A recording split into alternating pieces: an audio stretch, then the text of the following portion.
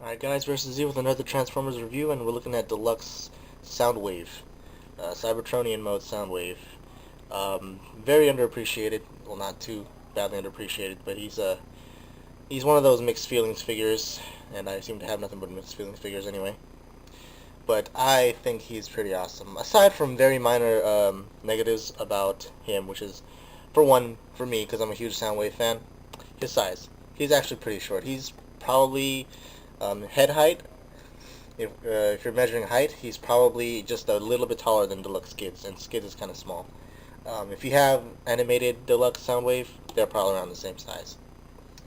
But yeah, very highly detailed figure. I definitely love all the details added on him. I'm really growing into loving these Cybertronian modes, especially on Soundwave. But what you see here isn't exactly Hasbro's official Soundwave look. Like you have his wings up like that.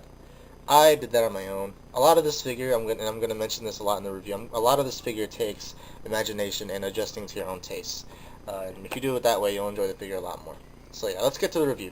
Alright, so what we're looking at right now is one of Soundwave's alt modes. Yeah, one of them. The guy's a triple changer. And this is Hasbro's lame excuse of his satellite mode. And already I'm hating this. This is just ridiculous. This looks nothing like a satellite. This is ridiculous. Hasbro went totally lazy and just pretty much switched parts around here and there, moved them here and there just to make it look like a satellite. This is Hasbro's satellite mode. This is what it should be. Or something more or less like this, but this looks more like a satellite mode. This is what I'm talking about. This looks more like a satellite mode. This is what Hasbro's official Soundwave satellite mode should have looked like. That way it looks more like all these, these nice clear blue parts, which is really nice, I have to say. I'm really admiring them. They look more like, stuff that satellites have, like especially these panels here. It looks more, more or less like a satellite. You could angle them down or whatever. Still, it looks like a satellite. Now, guess what this mode is? Yeah, his vehicle mode, his space cruiser, whatever the heck you want to call it mode. If you didn't have instructions, you wouldn't tell whether the satellite mode was a vehicle mode or whether the vehicle mode was a satellite mode. Like, look at this. This is supposed to be a vehicle mode, right? A cruiser, okay. It looks like it can fly by, right? Okay, yeah, these might be the thrusters and everything, and yeah, these are the wings that stick back, but, it still looks like a satellite. So, okay, I have to believe that Hasbro did not focus on either of the alt modes, and just focused more on the robot mode, which is nice, but you have to kind of if you're gonna get this figure, no doubt, I love this figure, no doubt, and I do recommend you pick it up. But if you're gonna get this figure, don't get it because you want something to hate. Get it. Use your imagination. Like seriously, use your imagination. Make your own satellite mode. Make your own not alt, but make your own spaceship cruiser thing mode, and then you'll enjoy this figure a lot better. But so let's get to the more important mode, which is of course is robot mode, the cooler mode. So everything's a mess here. None of this locks into place except for this center here. It's going to split apart. That's the only thing that locks into place. You could probably count the missile, but that, just to give it some points, but that doesn't work for me. This is the Ravage missile. I'm sorry, I should be talking about this too. This is the Ravage missile, or at least they call it the Ravage missile. It looks nothing like Ravage. Like, let's fire it real quick. Fire. Oh, there, I didn't miss this time. Okay, so let's look at the detail on him. Oh, sorry about the blinds, guys.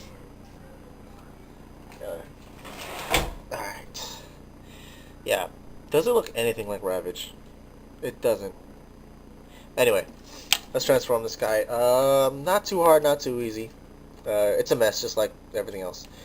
Lift everything out of the way just to get some lever, just to help yourself out.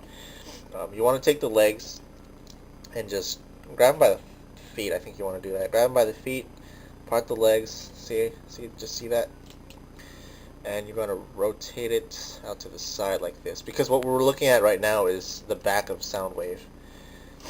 I don't know what this is supposed to be. Some people are saying it's his official head, but turn it around, there's Soundwave's head already right there. So yeah, you can actually see a whole bunch of robot kibble underneath. Anyway, you probably want to take this part and lift it up right now. So this tab will go into that hole, but like I said, nothing really locks into place. You could adjust the feet now so we can at least get them standing. You want to just take these two and just adjust them so they look more like feet now.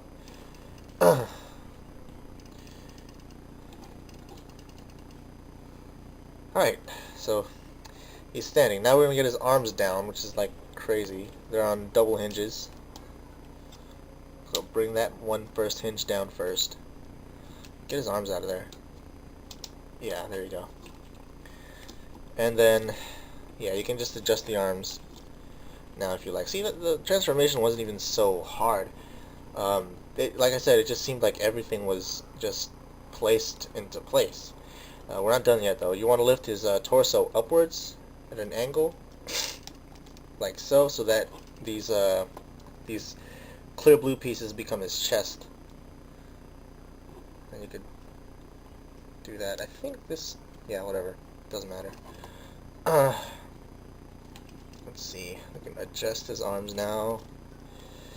A lot of the kibble here is actually, for me, it's actually a nice thing to have because you can play around with them. Like, the instructions will probably tell you to leave his wings like this, like so, and then you could, I guess his arms are supposed to do something like that, something or other. Okay, and then, you know, that looks okay. It looks nice. But then how I like to do it is, since this guy, for me, really resembles a Gundam, not too much, but, you know, just, like I said, use your imagination. What I do is I lift this back panel up a little bit so it's kind of more like a back skirt.